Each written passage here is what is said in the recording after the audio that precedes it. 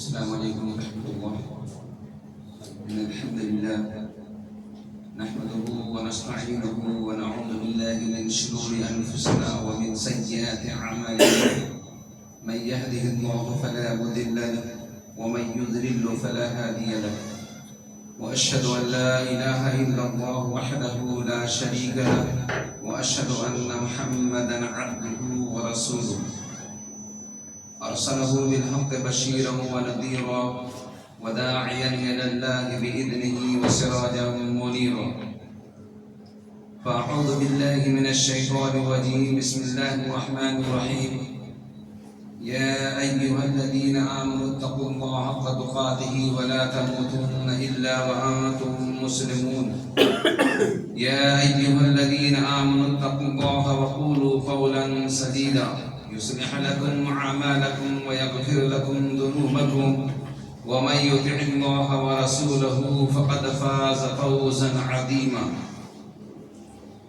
يا أيها الناس اتقوا ربكم الذي خلقكم من نفس واحدة وخلق منها زوجها وبث منهما رجالا كثيرا ونساء واتقوا الله الذي تساءلون به والأرحام إن الله كان عليكم رقيبا. أما بعد فإن خير الحديث كتاب الله وخير الهدي هدي محمد صلى الله عليه وسلم وشر الأمور محدثاتها وكل محدثة بدعة وكل بدعة ضلالة وكل ضلالة في النار. فأعوذ بالله من الشيطان الرجيم. بسم الله الرحمن الرحيم. يا أيها الذين آمنوا كتب عليكم الصيام كما كتب على الذين من قبلكم لعلكم تتقون. معزز باوقار شخصیات، میرے نوجوان ساتھیوں، عزیز بچوں اور اسلامی ماؤں اور بہنوں،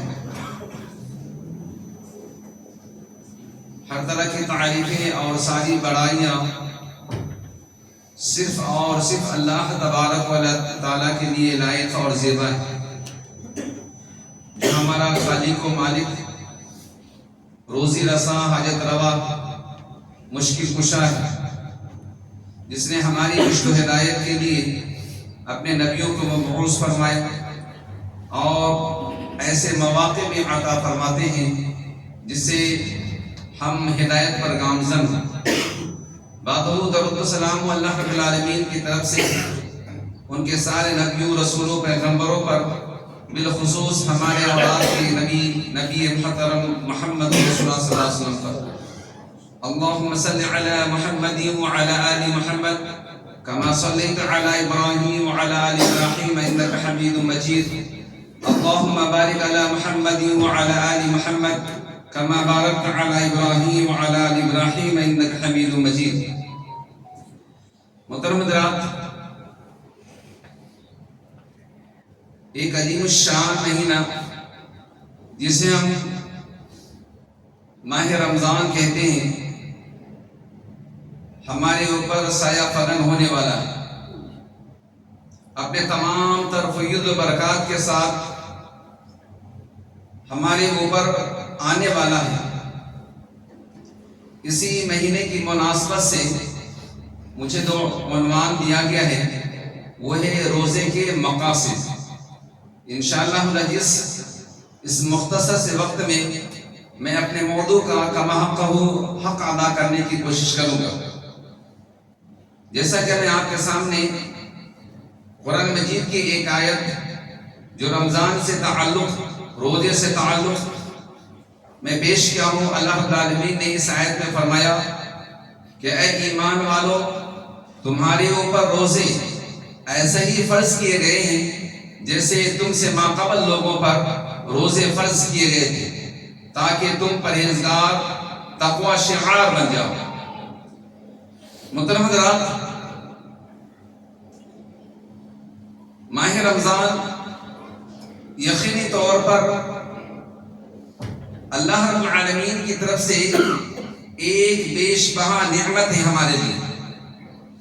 اللہ رب العالمین نے ہماری زندگی ماہ رمضان میں عطا فرماتا ہے یا ماہ رمضان کو ہمیں عطا فرماتا ہے، تو ہم اس عظیم موقع کو، اس غنیمت والے وقت کو، اس مہینے کو غنیمت جانتے ہوئے اللہ رب العالمین کی خوب سے خوب عبادت کریں۔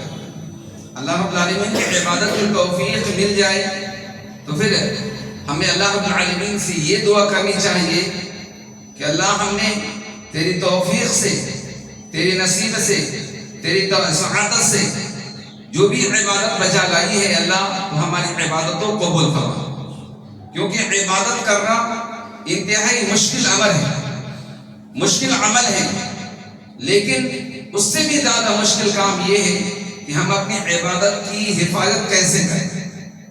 عام طور پر ہمارے اندر تکبر کی صفت پیدا ہو جاتی ہے کہ ہم ایک وقت نماز پڑھ لیتے ہیں، 2 وقت نماز پڑھ لیتے ہیں، نماز پڑھتے رہتے ہیں، تو ہمارے اندر لوگوں کے تئیں تکبر پیدا ہو جاتا ہے، گھمنڈ پیدا ہو جاتا ہے، کبر غرور پیدا ہو جاتا ہے، اور ہم ایک دوسرے کو خاطر میں نہیں لاتے۔ یہ ہماری عبادت کے قبول نہ ہونے کی علامت ہے کہ ہم عبادت کر رہے ہیں اس لیے نہیں کہ ہمارے اندر کبر غرور پیدا ہو، تکبر اور گھمنڈ جیسی بری صفت پیدا ہو، بلکہ یہ اس لیے کہ ہمارے اندر عاجزی پیدا ہو، ہمارے اندر خاکساری پیدا ہو، اور جتنے بھی ہم اللہ رب العالمین کی عبادت کریں گے کم ہوگی، اور ہم اس کو تصور میں لائیں گے تو یقینی طور پر ایک حساس انسان کو اس بات کے سوچنے پر مجبور کر دے گی ہماری عبادت کہ ہماری زندگی اتنی بڑی ہے لیکن اس زندگی میں ہم کتنی کم عبادت کی اللہ کی۔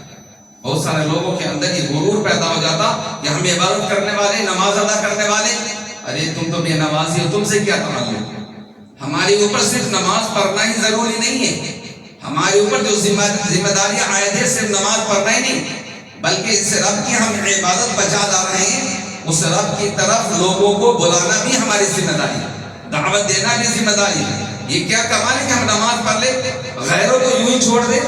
کمال تو یہ ہے کہ جو نماز نہیں پڑھتا اس کو نماز کی طرف راغب کرے۔ تو ہمارے اندر خاکساری ہونی چاہیے، انکساری ہونی چاہیے، گریزاری ہونی چاہیے، ہمارے اندر تکبر اور غرور نہیں ہونی چاہیے۔ آئیے اپنے مقصد کی طرف ہم لوٹتے ہیں۔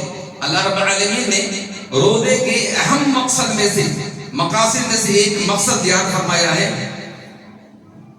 تقوی اور پرہیزگاری۔ اس کے علاوہ اور بھی مقاصد علماء کرام نے قرآن حدیث کے روشنی میں بیان فرماتے ہیں، لیکن تمام مقاصد میں بنیادی مقصد تقوی، خوف خدا، خاکساری، پرہیزگاری ہمارے اندر پیدا ہو۔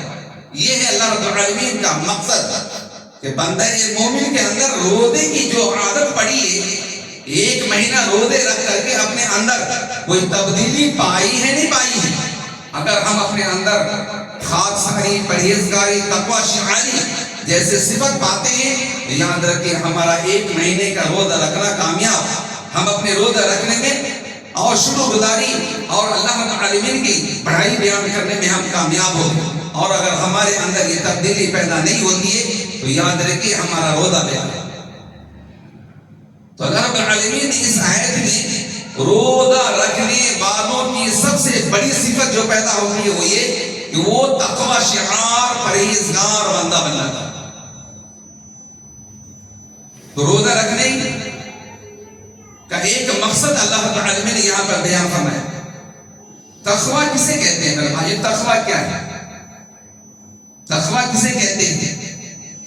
تقوی یہ ہے کہ ہر قسم کے معمورات کو بچا لانا، ہر قسم کے عبادات کو ادا کرنا، اور ہر طرح کے منہیات سے جو ہمیں نہیں کرنے کا حکم ملا ہے اسے پرہیز کرنا، یہ ہے تقوی۔ پرہیزگاری کی زندگی گزارنا، یہ ہے تقوی۔ عمر بن خطاب رضی اللہ تعالیٰ عنہ سے ان کے ایک ساتھی نے تقوی کی تعریف پوچھی کہ تقوی کسے کہتے ہیں، تو اس کی تشریح کرتے ہوئے فرماتے ہیں کہ تقوی یہ ہے کہ سمجھو کہ تمہیں ایک پگڈنڈی پہ جانا ہے، ایک سنگل راستے پہ جانا ہے، اور دونوں طرف اس راستے کے دونوں طرف خاردار جھاڑیاں ہیں، کانٹے دار درخت ہیں، جھاڑیاں ہیں، اب آپ کیسے جاؤ گے؟ بڑے احتیاط کے ساتھ جاؤ گے، اپنے کپڑے سمیٹ کر بچتے بچاتے ہوئے راستہ گزرو گے۔ تو یہی ہے تقویٰ۔ ہماری زندگی میں بے شمار ایسے اعمال دیکھنے کو ملیں گے، ایسے کرتوت دیکھنے کے ملیں گے، سیاہ کاریاں، جرائم اور برے برے چیزیں ہمیں دیکھنے کو ملیں گے، لیکن ایک متقی اور پرہیزگار بندہ ان تمام آلائشوں سے بچتے ہوئے، اللہ کی عبادت گزار ہوتے ہوئے، اللہ کے فرما برداری کرتے ہوئے اپنی زندگی کو گزار دیتے ہیں۔ وہی ہے تقویٰ، یہی ہے تقویٰ، اور یہی چیز اور یہی صفت اللہ رب العالمین اپنے مومن بندے مسلمان بندوں کے اندر دیکھنا چاہتا ہے، اور یہی چیز اللہ رب العالمین کو مقصود ہے، مطلوب ہے۔ اسلام میں جتنے بھی عوامل ہیں، جتنے بھی عبادات ہیں، جتنے بھی فرائض ہیں، جتنے بھی احکام ہیں، ان تمام احکام و فرائض کے اہم مقصد، ان تمام عبادات و فرائض کا اہم مقصد یہی تقویٰ ہے۔ چنانچہ اللہ رب العالمین نے توحید کا ذکر فرماتے ہوئے سورہ بقرہ میں فرمایا، یا ایھا الناس اعبدوا ربکم الذی خلقکم والذین من قبلکم لعلکم تتقون۔ اے لوگو، تمام انسانیت کے لیے اعلان ہے، اے لوگو اپنے اس رب کی عبادت کرو جس رب نے تم کو اور تمہارے باپ داداؤں کو پیدا کیا ہے، تاکہ تم متقی پرہیزگار بن جاؤ۔ تو توحید کا یہی مقصد ہے، عبادت کا یہی مقصد ہے کہ جب بندہ عبادت کے عادی ہو جاتے ہیں، جب بندہ توحید کے متوالے ہو جاتے ہیں، تو پھر وہ بندہ تقویٰ شعار بھی ہو جاتے ہیں اور پرہیزگار بھی ہو جاتے ہیں۔ اور جس کی زندگی میں یہ توحید نہیں ہے، جس کی زندگی میں عبادات نہیں ہے، تو پھر یاد رکھیں اس کے اندر پرہیزگاری بھی نہیں ہے، تقویٰ شعاری بھی نہیں ہے۔ ظاہری طور پر تو ہمیں دکھلا رہا ہے کہ ہم بڑے متقی اور پرہیزگار ہیں، ظاہری طور پر ہمیں دکھلا رہا ہے بھائی ہمیں بڑے پرہیزگار ہیں ہم، لیکن اندرونی طور پر دل کی کیفیت اللہ تعالیٰ کو معلوم ہے۔ اللہ رب العالمین کے پاس ظاہری چیزوں کی کوئی وقت نہیں ہے، کوئی حقیقت نہیں ہے، تو اللہ رب العالمین ہی جانتا اس کے دل کی حالت۔ ظاہری طور پر دکھاوا نہیں، اللہ رب العالمین کو مقصد ہے دل کی کیفیت۔ اللہ رب العالمین نے توحید سے اور عبادت سے جو چیز حاصل ہوتی ہے بندہ مومن کو، بندہ موحد کو، وہ یہی چیز ہے کہ بندہ تقویٰ شعار بن جاتا ہے، پرہیزگار بن جاتا ہے۔ اور اس آیت میں اللہ رب العالمین اسی بات کا تذکرہ فرمایا، یا ایھا الناس اعبدوا ربکم الذی خلقکم والذین من قبلکم لعلکم تتقون۔ اے بندو، تم اس رب کی عبادت کرو جو رب تمہیں پیدا کیا، تمہارے باپ دادوں کو پیدا کیا،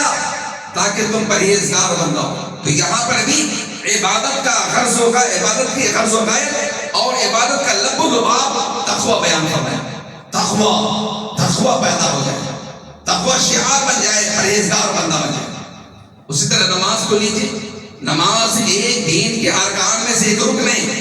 نماز کے بارے میں اللہ رب العالمین نے فرمایا، اقم الصلاۃ ان الصلاۃ تنہی عن الفحشاء والمنکر۔ اے لوگو نماز قائم کرو، کیونکہ نماز فحشاء اور منکر سے روکتی ہے، بچاتی ہے۔ اگر ہم نماز بھی پڑھ رہے ہیں، منکر افعال بھی کر رہے ہیں، اعمال بھی کر رہے ہیں، فحش گوئیاں بھی ہمارے اندر ہے، تو پھر ہمارے نماز پڑھنا فائدہ نہیں۔ ہماری نماز گویا کہ اس طرح نماز ادا نہیں ہوئی، ہمیں نماز سے کوئی فائدہ نہیں ہوئی۔ نماز جھوٹ ہے یا آپ جھوٹے ہیں؟ یقینی طور پر اللہ رب العالمین کا فرمان ہے کہ اے لوگو نماز پڑھو، کیونکہ نماز بے حیائی اور منکر سے روکتی ہے۔ تو ہمارا عمل غلط ہو سکتا ہے، لیکن اللہ رب العالمین کا قول غلط نہیں ہو سکتا، کیونکہ ہمارا ایمان ہے رب دو جہاں پر۔ تو نماز کا بھی مقصد یہی بیان فرمایا۔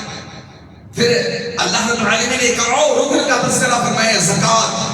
زکوٰۃ کے بارے میں اللہ رب العالمین نے سورہ توبہ میں فرمایا، خذ من اموالہم صدقۃ تطہرہم وتزکیہم بہا۔ ان سے مال وصول کیجیے، زکوٰۃ کا مال وصول کیجیے جو ذریعہ ان کے پاکی اور صفائی کا۔ خذ من اموالہم صدقۃ تطہرہم وتزکیہم بہا۔ تو زکوٰۃ کا بھی لب لباب، زکوٰۃ کا بھی خلاصہ یہی ہے کہ آپ زکوٰۃ ادا کریں گے تو آپ کا مال بھی پاک اور زکوٰۃ ادا کرنے والا آپ بھی پاک ہو جائیں گے، آلائشوں سے پاک۔ گندگیوں سے پاک، منکرات سے پاک، فحش اعمال سے پاک، جرائم سے پاک، سیاہ کاریوں سے پاک ہو جائیں گے. تو زکوٰۃ اور خیرات کا بھی یہی لب و لبابہ خلاصہ ہے تاکہ بندے کے اندر پرہیزگاری پیدا ہو جائے. حج ایک بڑا رکن ہے جس میں مالی اور جسمانی دونوں انسان اپنے رب کے لیے اللہ رب العالمین کے نچھاور کر دیتا ہے. مال بھی قربان، اپنے جسم و جان کی بھی قربانی دیتا ہے. اللہ رب العالمین نے حج کے تعلق سے فرمایا الحج اشہر معلومات فمن فرض فیہن الحج فلا رفث ولا فسوق ولا جدال. اور آگے فرمایا فإنہ خیر الزاد التقوی تزودوا فإنہ خیر الزاد التقوی. کہ حج کے مہینے معلوم ہیں تو جو آدمی اس مبارک سفر پر نکلا ہے اسے کہا جا رہا ہے کہ حج میں کوئی لغو کام نہیں کرنا، منکر کام نہیں کرنا، فحش عمل نہیں کرنا، تمام برائیوں سے بچ کر کے حج ادا کرنا، کیونکہ یہی توشہ ہے اور آخرت کا توشہ یہی ہے اور سب سے بہترین توشہ یہی ہے. فتزودوا، توشہ جمع کر لو، آخرت کا توشہ جمع کر لو. فإن خیر الزاد التقوی، اور سب سے بہترین توشہ کیا یہ تقوی ہے. تو حج کا بھی لب و لباب یہی ہے جو روزے کا ہے. اس کے علاوہ قربانی کے بارے میں اللہ رب العالمین نے فرمایا لن ینال اللہ لحومها ولا دماؤها ولكن يناله التقوى منکم. ینالہ التقوی منکم، تمہارا تقوی اللہ رب العالمین کو درکار ہے. ہماری قربانی کے گوشت پوش کی ضرورت نہیں ہے اللہ رب العالمین کو. ہمارے دل کی کیفیت کو دیکھتا ہے، تقوی اور پرہیزگاری کو دیکھتا ہے کہ آپ کس نیت سے، کس ارادے سے اللہ رب العالمین کی رضا کے لیے یا اپنی شہرت اور ناموری کے لیے قربانی دیں. الغرض تمام عبادات، تمام احکام، تمام فرائض اسلام کا لب و لباب اور اصل مقصد یہی ہے تاکہ آپ کے اندر تقوی شعاری اور پرہیزگاری کی کیفیت پیدا ہو جائے.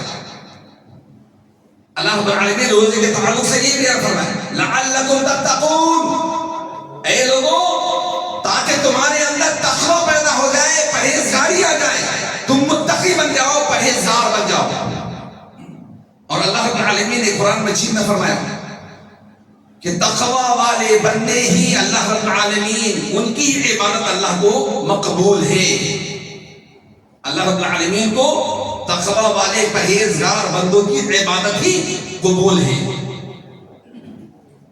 محترم حضرات، یہ رمضان کا مہینہ جہاں ہماری پاکی اور صفائی کے لیے آتا ہے، نیکیوں کا مہینہ نیکی جمع کرنے کے لیے آتا ہے، وہیں پر ہمیں آلائشوں سے، گندگیوں سے، جرائم سے، سیاہ کاریوں سے، بدزبانیوں سے، فحش گوئیوں سے ہم بچانے کے لیے آتا ہے.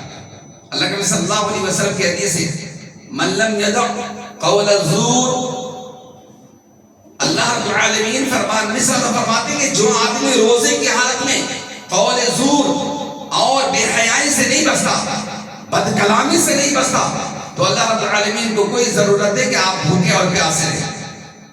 انسان بھوکا اور پیاسا رہتا ہے اللہ کی رضا کی خاطر، ہر طرح کی بری خواہشات سے بچتا ہے. وہ کس لیے؟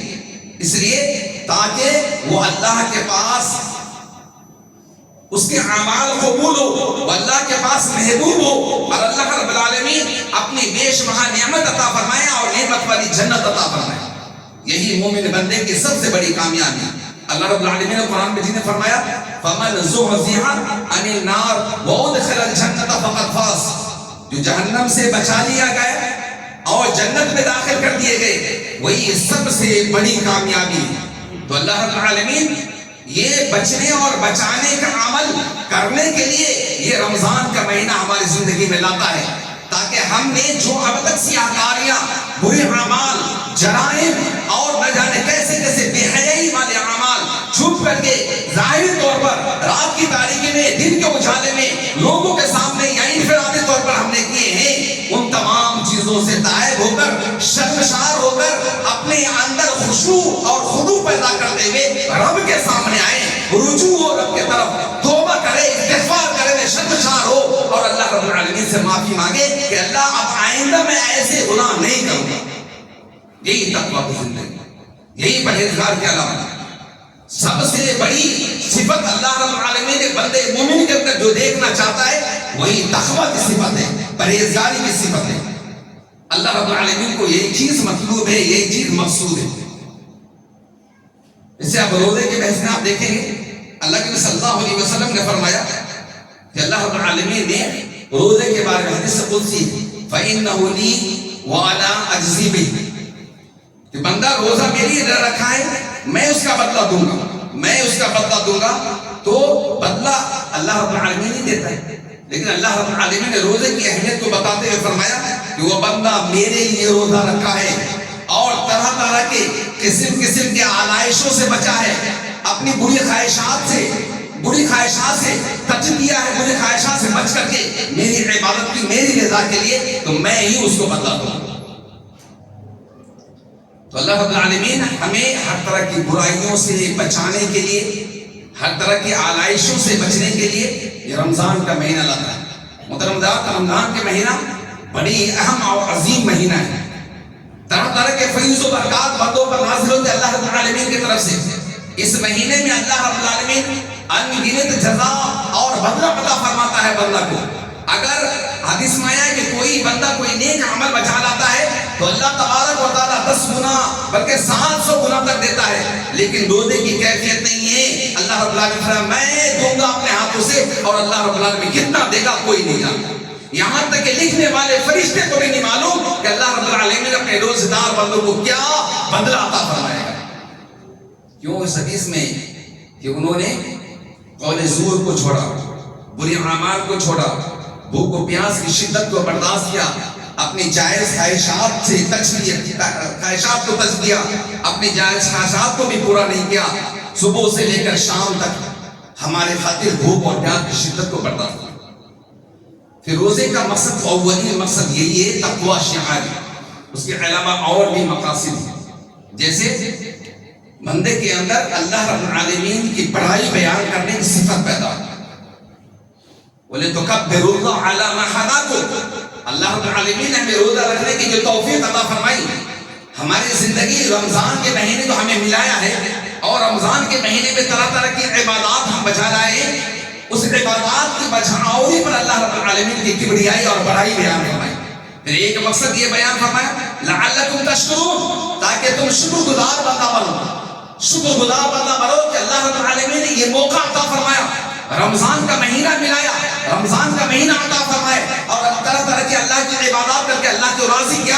یہ اس بات پر ہمیں شکر گزار ہونا چاہیے, اپنے مالک کا, اپنے محسن قدیم کا شکر گزار بندہ ہونا چاہیے. جب یہ کیفیت ہمارے اندر پیدا ہوگی تو یاد رکھیں ہمارے اندر خاکساری بھی پیدا ہوگی, تواضع بھی پیدا ہوگا, اور پھر ہم اللہ کے نیکوکار بندے بنیں گے.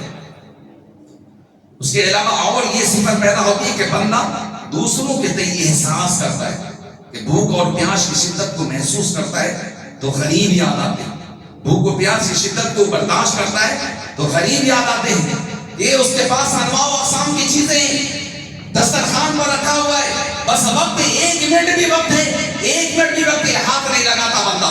کہتا ہے کہ نہیں, اللہ رب العالمین نے ابھی ہمارے لیے ان چیزوں کا حرام قرار دیا ہے, اس کو ہاتھ بھی نہیں لگاتا, کھائے کیا ہاتھ بھی نہیں لگاتا.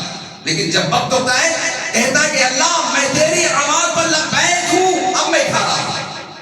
تو بھوک و پیاس کی شدت کو برداشت کرتا ہے. تو معاشرہ کے لوگ جو غریب و غربا ہے, فاقہ کشی کی زندگی گزار رہے ہیں, روٹی پہ بھی نمک میسر نہیں ہو رہا ہے, ان لوگوں کے تئیں ان کو احساس پیدا ہوتا ہے کہ غربت کیا چیز ہے, فاقہ کیا چیز ہے, فاقہ کشی کیا چیز ہے. پھر اس کے اندر یہ احساس پیدا ہوتا ہے, پھر اس کے اندر یہ احساس پیدا ہو کر کے یہ احساس دلاتا ہے کہ چلو اس کو مدد کرنے کے لیے چلیں. اللہ رب العالمین مختلف کے لوگ قسم کے لوگوں کو بنایا, جس کو اللہ رب العالمین نمک پہ نمک, پیسے پہ پیسے, انواع و اقسام کے مرغ و ماہی کو اس کے دسترخوان پہ رکھا ہوا ہے. اور ہمارے پڑوس میں ایسے بھی فاقہ کش انسان ہیں, غریب زدہ انسان ہیں, محتاج ہے کہ اس کی روٹی پہ نمک بھی اور افطار کرنے کے لیے, سحری کرنے کے لیے کوئی دانہ میسر نہیں ہوتا. ہمیں احساس ہوتا نہیں, اور دنوں میں ہمیں اس بات کا احساس نہیں ہوتا. اللہ رب العالمین رمضان کا مہینہ لا کر کے ہمیں یہ احساس دلاتا ہے کہ دیکھو تمہارے پڑوس میں ایسے بھی لوگ, ایسے بھی بندے ہیں جس کو علاج کے لیے پیسہ نہیں ہے، دوا خریدنے کے لیے روپیہ نہیں ہے، جس کے گھر میں جوان بیٹیاں ہیں لیکن شادی کرنے کے لیے اور شادی کے رسم کو جائز رسم کو ادا کرنے کے لیے اس کے گھر سے اس کی بدائی ہو، اپنے سسرال جائیں، اپنے شہر کے گھر شوہر کے گھر جائیں، اس کے لیے اس کو تیاری کرنے کے لیے روپیے پیسے نہیں۔ ہمیں یہ احساس دلاتا ہے یہ رمضان کہ بھوک و پیاس کی شدت کیا ہے، غریبی کیا ہے، فاقہ کشی کیا ہے، یہ احساس دلاتا ہے۔ ہم میں سے کوئی آدمی یہ چاہے گا، خاص طور پر افطار کے وقت میں ہمارے دسترخوان پر کتنے انواع و اقسام کی چیزیں ہوتی نہیں ہوتی، ہمارے پاس انواع و اقسام کی چیزیں ہوتی، لیکن ہم کھاتے کے لیے ہمیں اپنے دل کو ٹٹولا ہے کہ ہمارے پڑوس میں غریب بھی ہے، ہمارے پڑوس میں فاقہ زد، ہمارے پڑوس میں بیمار آدمی، اس کا حال بھی کچھ نہیں جانتا۔ دوستو اپنے پیٹ بھرنا تو سب کو آتا ہے، اپنی زندگی گزارنا تو سب کو آتا ہے، لیکن مزہ تو یہ ہے کہ غیروں کے پیٹ کو بھرے، اس کی بھوک اور پیاس کو مٹائے۔ مسلمان وہ قوم ہے صرف اپنے لیے نہیں جیتا، صرف اپنے لیے زندگی نہیں گزارتا، بلکہ مسلمان وہ قوم ہے کہ دوسروں کے لیے نچھاور کر دیتا ہے، اپنے سارے سامان دوسروں کے لیے نچھاور کر دیتا۔ وَيُطْعِمُونَ الطَّعَامَ عَلَىٰ حُبِّهِ مِسْكِينًا وَيَتِيمًا وَأَسِيرًا إِنَّمَا نُطْعِمُكُمْ لِوَجْهِ اللَّهِ، میں یہ کھا رہا ہوں، میں یہ کھلا رہا ہوں تجھے، پلا رہا ہوں تجھے بس اس لیے کہ رب نے مجھے حکم دیا ہے کہ میں تیری بھوک کو، تیری پیاس کو مٹاؤں۔ اپنی بھوک اور پیاس کو ہر ایک آدمی مٹا لیتا ہے۔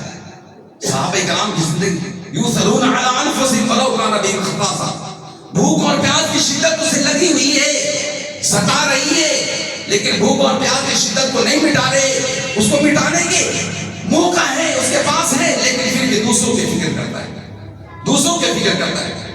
آج ہمارے اندر وہ احساس ہے، جب ہمارے اندر یہ احساس پیدا ہوگا تب جا کر کے ہم متقی اور پرہیزگار بندے بنیں گے۔ دوسروں کی فکر ہمیں ہوگی، دوسرے مسلمان بھائیوں کی فکر ہوگی۔ کیا اسلام صرف ہمیں یہ دیتا ہے کہ اپنے بھوک اور پیاس کو مٹاؤ؟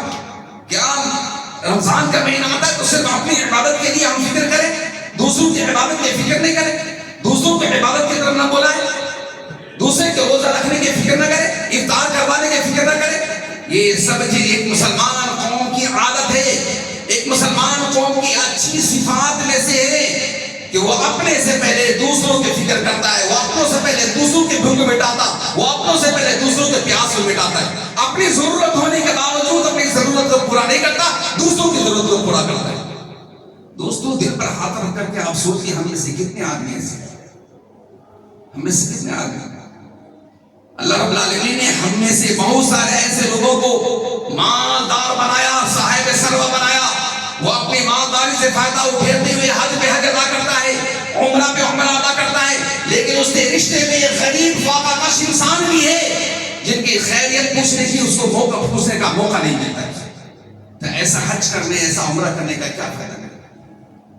یہ مسلمان کا دین اسلام فاقہ کشوں کی بھی ہمدردی کرتا ہے، غربا پرورش کرتا ہے، معاشرے میں اور سوسائٹی میں پھیلے ہوئے یہ غریبی کو مٹاتا ہے، اور اسی غریبی کو مٹانے کے لیے زکوٰۃ کا رسم، زکوٰۃ کا یہ نظام قائم فرمایا، قربانی کا نظام قائم فرمایا، صدقہ و خیرات کا نظام قائم فرمایا، صدقۃ الفطر کا نظام قائم فرمایا، تاکہ غریب و غربا بھی آپ کی خوشی میں شریک ہوں۔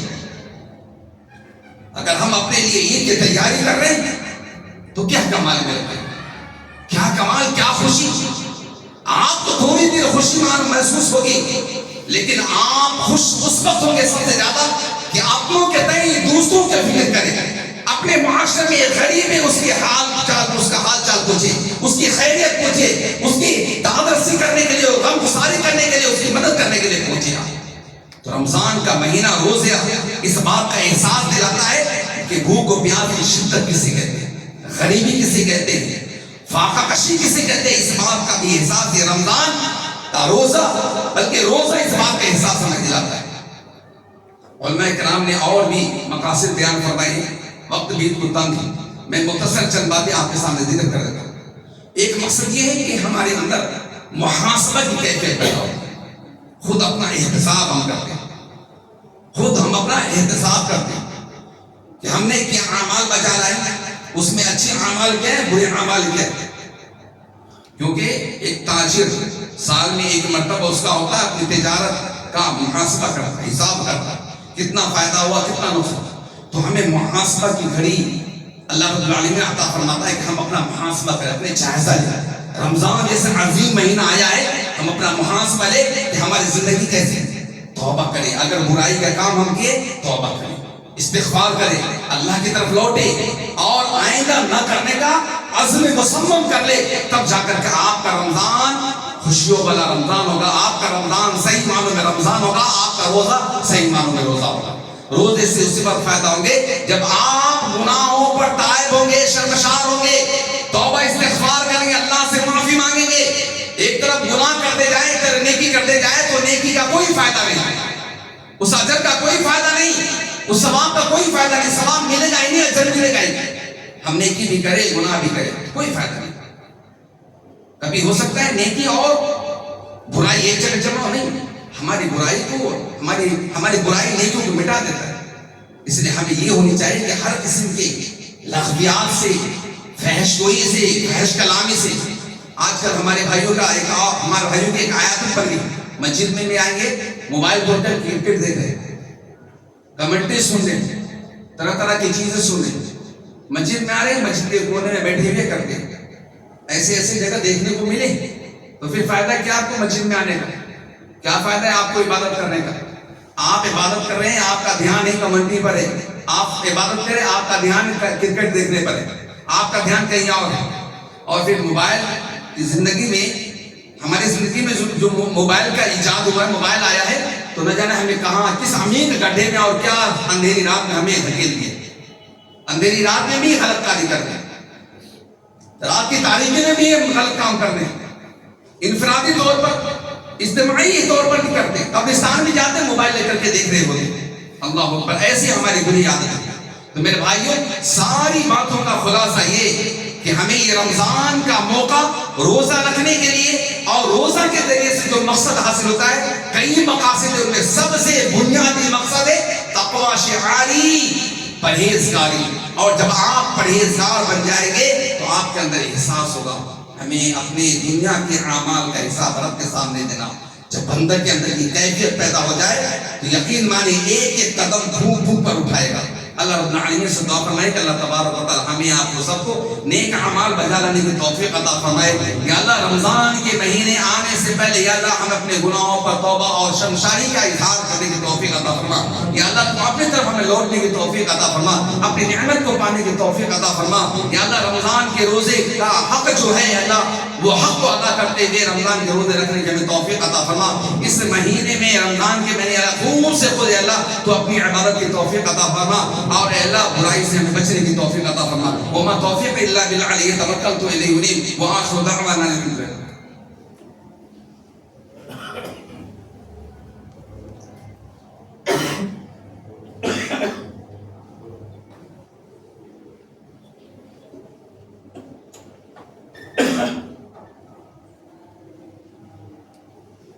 الحمدللہ رب العالمین والصلاة والسلام على رسوله الكريم وعلى آله وصحبه أجمعين إلى يوم الدين.